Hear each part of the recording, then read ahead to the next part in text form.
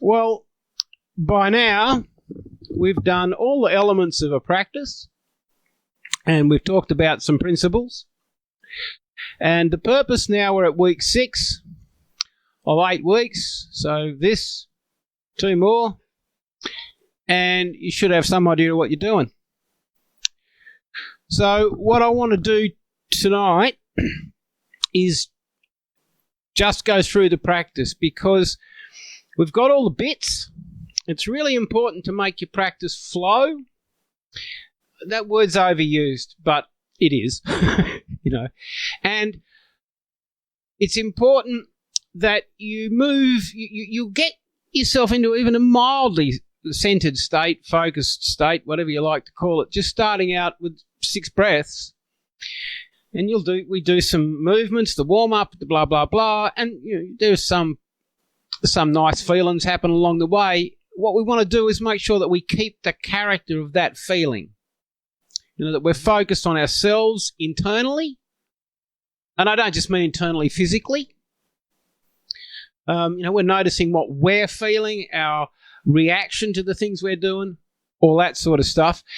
And I sort of like to say, doing yoga asanas at a proper sequence is as much like dancing as it is like exercise. In fact, it's probably more like dancing if you look at classical dance. We're trying to do things gracefully, and we're trying to do them with some sense of rhythm, and rhythm is extremely important. So for the exercise tonight, I'll just go through. We'll start with a seated warm-up, and then we'll do Apanasana, Bhujangasana, and a twist. And Kate, you weren't around on Friday, but sorry. No, it's all right, doesn't matter. Frank was, so I'll go back over. There are two postures, asanas, which are used as a balance after a lying twist. I don't tend to teach them until people have done a few things. And if I had a room full of 20-somethings in tights, I probably wouldn't teach them these 2 asanas for ages, if ever. Because the thing is, you'll see very quickly, if you get all stupid and push yourself about these particular asanas, one's called fish pose, and I don't even know the name of the other one, you can hurt yourself. However, we are dealing with amputees, and some of the really standard balance postures for the strong twists are standing postures. So we have to reinterpret that. My goal for every amputee is to have at least one version of a practice you can do lying down. Because there are people and there are times when you don't have the option of standing up. So we should have that up our sleeve. In any case, the point is I'll just go through the practice, but after the lying twist, I'll introduce these 2 postures, and then after that, we'll sit for a while. Everything I'm doing tonight, you could double. So I'll do 3 iterations. I'll do 6 breaths, 3 iterations of each thing. A real flash practice would be start with 12 breaths and 6 iterations of each thing. But because of the time, we'll do it in half. So what I'm doing, what I want you to focus on, we have the principles of bracketing our movement with our breathing. So beginning, if we're going to a count of 6 as we're moving, start breathing at 1, start moving at 2, stop moving at 5, or finish movement at 5, and then finish breathing at 6. So there's a lot of benefits we talked about with that. The other thing for us in particular is use your pelvis as your reference point. So when you're sitting, is your weight even?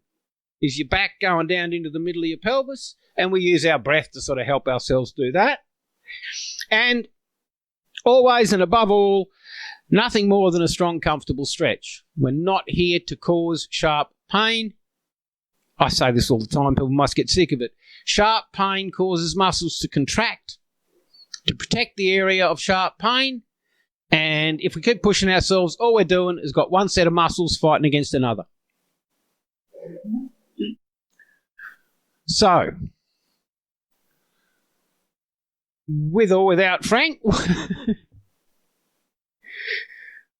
And when Daryl's got himself sorted, we'll get started. Now, what I think's a good idea anyway tonight is use a count of 6. So that count, the process of counting also, we need to consider. We don't want to be going 1, 2, 3, 4, 5, 6. It's 1, 2, 3, 4, 5, 6. If we'll get out of sync, so I'll just look. So just look up at the camera when you've done some stuff, or wave if you're underneath your camera. And the idea is to get the practice from beginning to end. Getting a feeling for that's really quite important. Now, traditionally, timing is done by silently chanting a mantra, which is really good because we sing at a very regular rhythm. So once you know the mantra, you just say it in your head. It's a great way to time your movement, and it's got whatever meaning it's got. One of the things you've got to be careful of when you're just counting is that you will end up counting roughly in time with your heartbeat. So you need to consciously slow down, which is why I use a metronome from time to time. So anyway, we're counting using a count of 6. And the thing to focus on when you are not focusing on the particular movement is the sound of your breath. So that we've always got this, we're observing ourselves all the way through the practice. So I'll just wait to see what Daryl's playing with and I'll start. Yeah.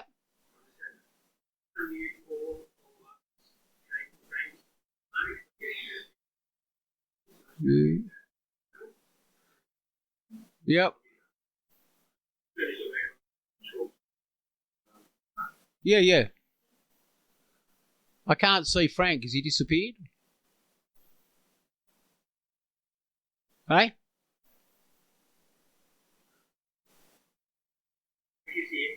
Oh, cool. Okay.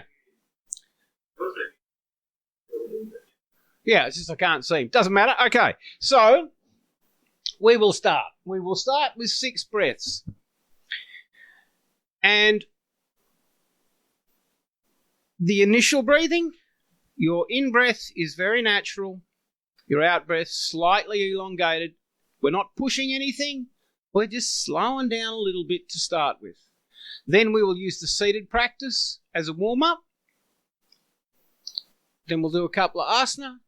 Then we'll do 6 breaths at the end with an emphasis on exhalation. So, just bear in mind that we're trying to move as gracefully as possible through the whole thing. I'll swing this mic away because I'll keep hitting it. And you just go with me. By the way, last couple of times I've been doing this, I've neglected the shoulders, and Daryl always does them because he's a computer guy, so he's always really stressed. So we'll start with the rotating of the shoulders, then we'll use the seated practice as a warm-up. And I was going to have some background music, but I thought, no, that's actually not how it really is in real life, so we'll do it quietly. So we shall begin. Start going forward so that you end going backwards.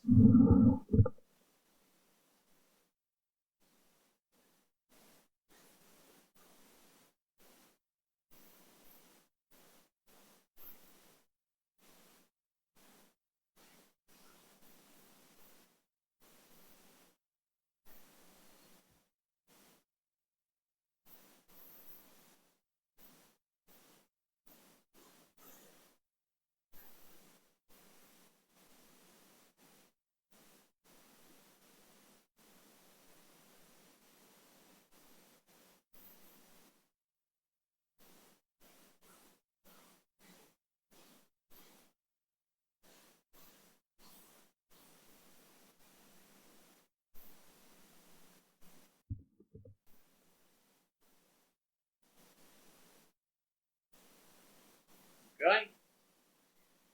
We start with our knee going here, but arms will go up. Turn so that your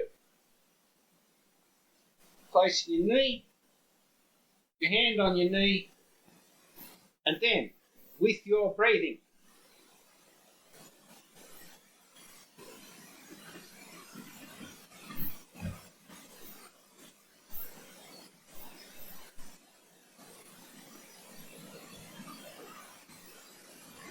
swap sides.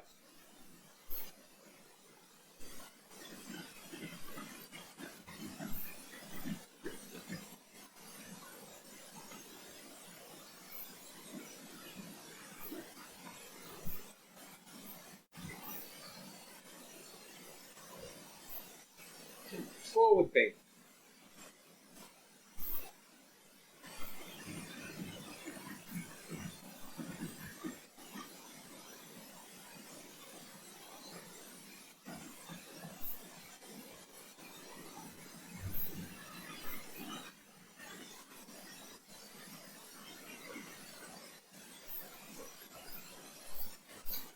Back bend.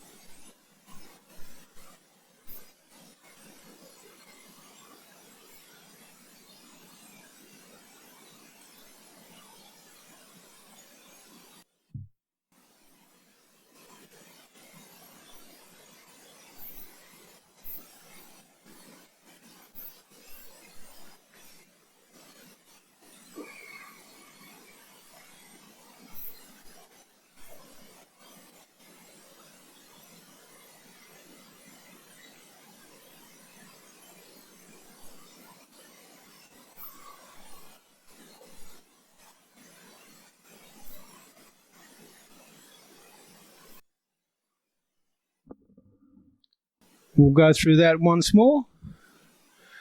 And just think about your counting and bracketing your movement with your breath.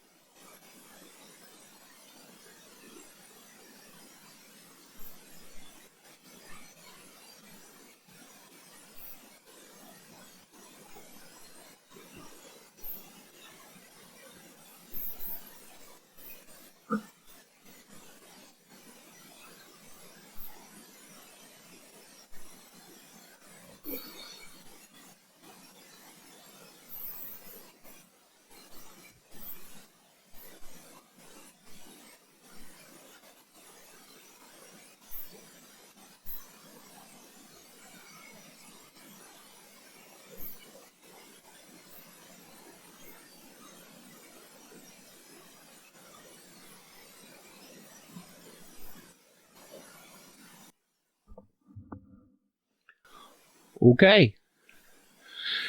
Did you get somewhere with that bracketing of your movement with your breathing? Cool. You have to turn yourself on, Kate, if you want to talk to me. Okay, so I'll now take my leg off and hit the mat.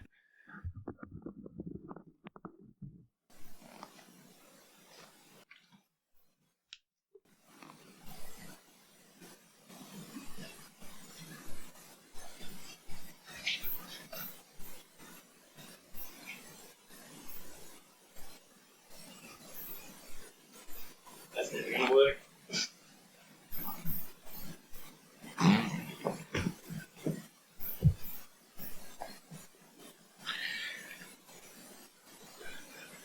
First thing to do here is lie down straight.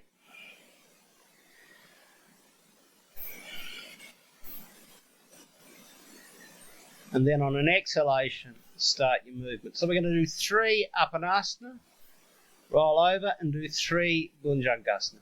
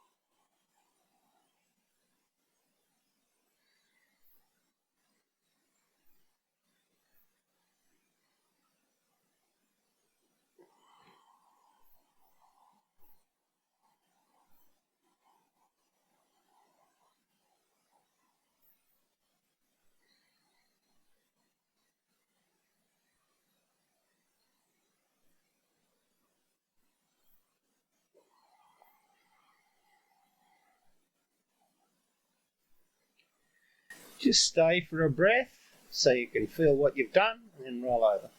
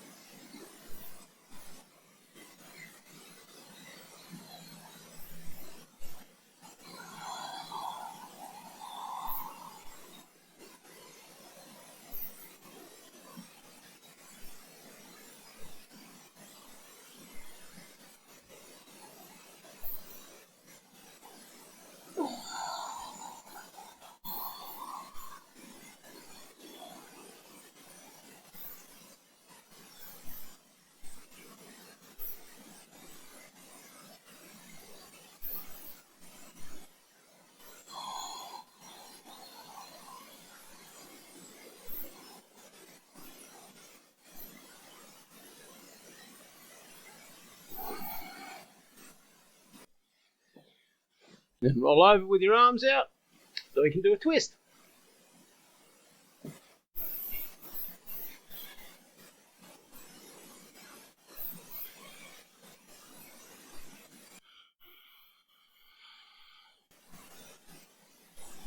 We get set up, and then on our exhalation, these go to the side. It's quite important, I feel, to make sure you do bracket your movement with your breath while we're doing this one. Anyway, away we go.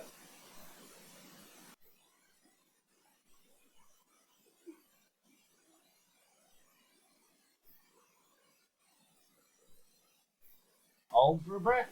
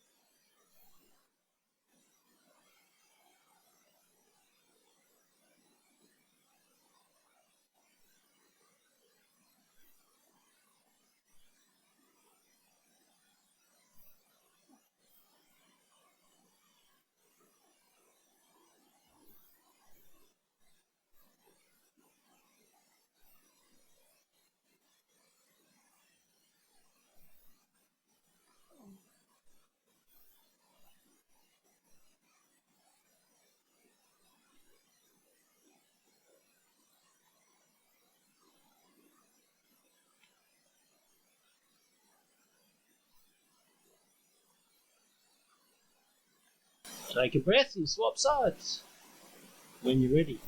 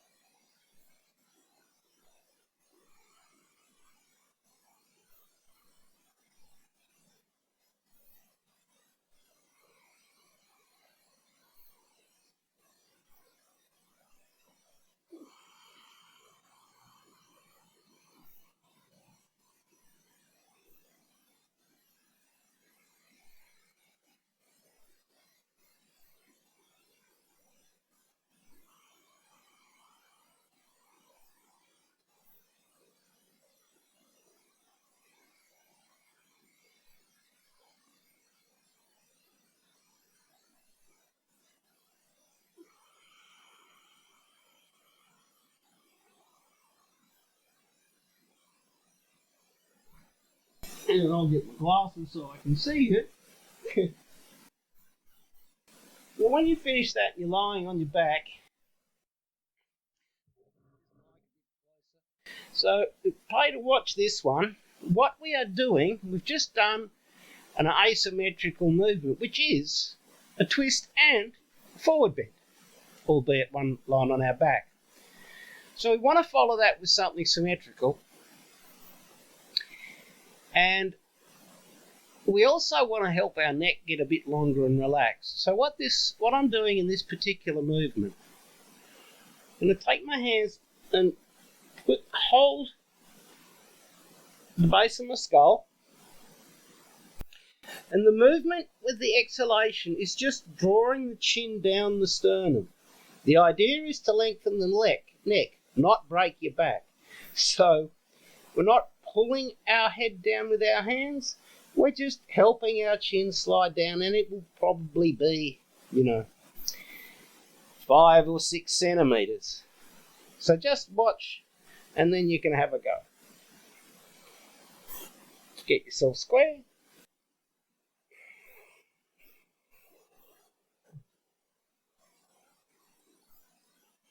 Now when you get to here, you're lifting your hands so you're sort of stretching your neck and put it down. Imagine you can put it down one vertebra at a time, starting at the root of your neck at your shoulders.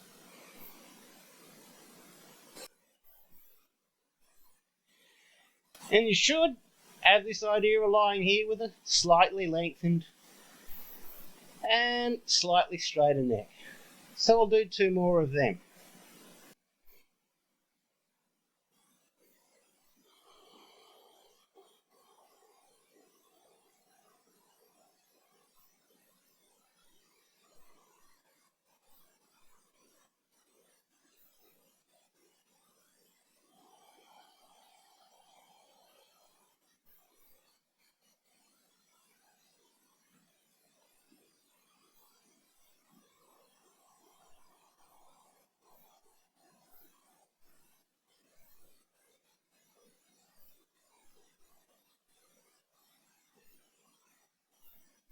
And just lie down when you've done that for a breath or 2.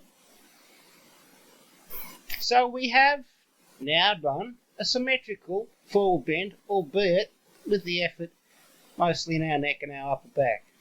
So we would need a balanced posture, that is, a back bend.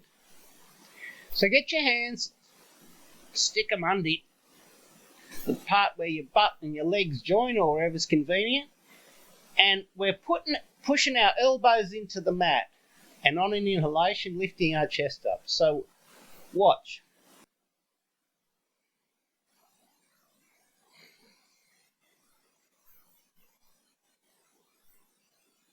At this point, I'm taking all the weight on my elbows. Then exhale.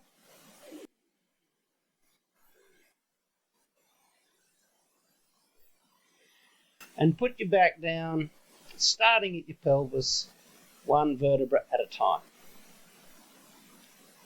You don't want to push this too hard. It's a balance, and you're only just getting used to it. So do 3 of them in total.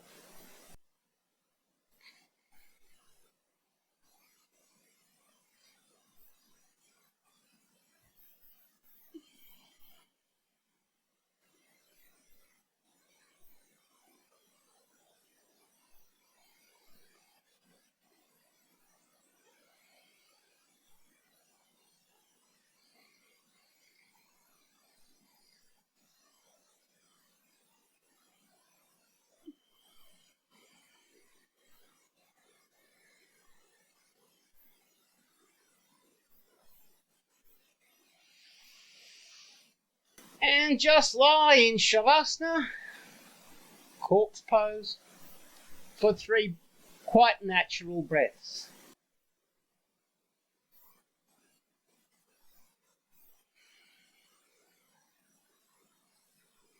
Just relax in your out breath, but don't put any effort in. Just let it go.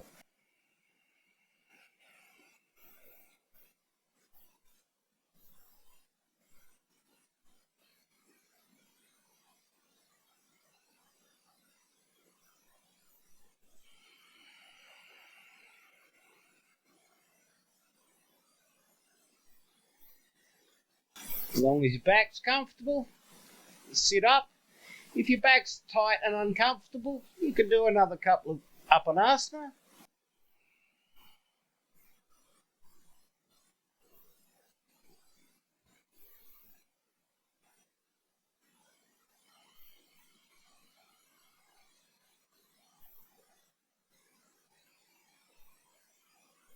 And we'll sit up.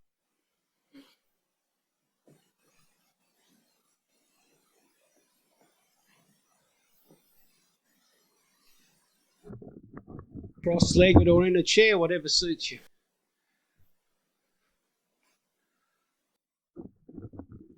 So now, get your weight even. Look down. Just sit for a second.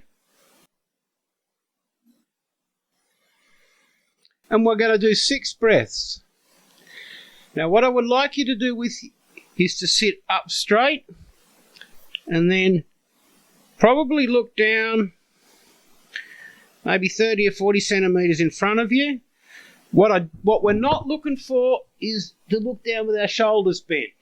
So on our shoulders back and our chin down.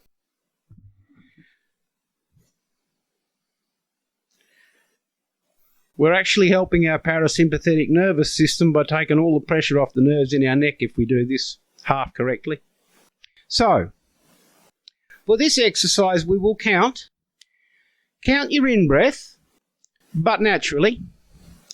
Whatever your in-breath is, over 6 breaths, extend your out-breath. You would want to get the last 3 or 4 twice as long as your in-breath. But if you can't get there, doesn't matter. So the idea, counting, we'll have 6 breaths. And when you're finished, look up so I know I can talk to you.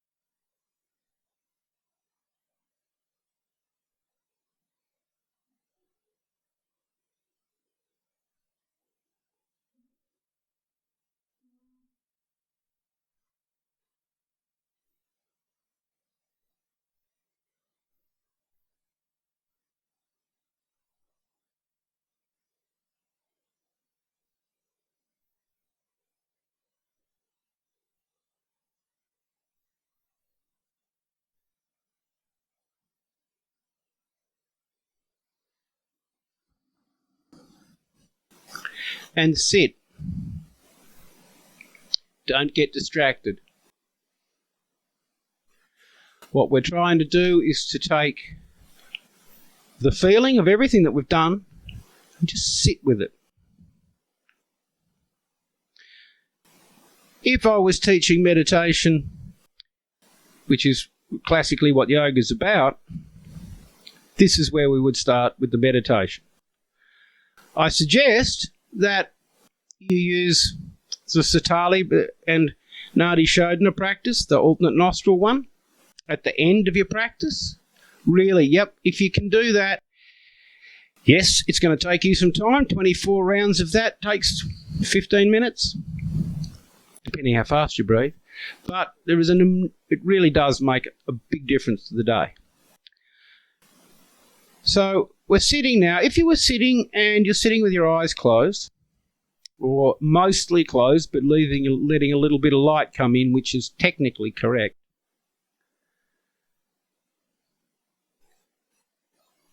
The idea is just blink a bit and then close your eyes again. So we're adjusting to getting back into an active day in this active room we're in a little bit more gently than just opening our eyes and blasting off into the sunset. So again, blink your eyes a bit, close them,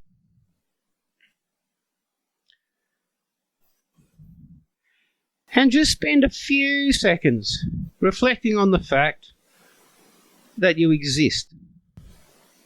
By some mysterious means, you are, and you experience that existence.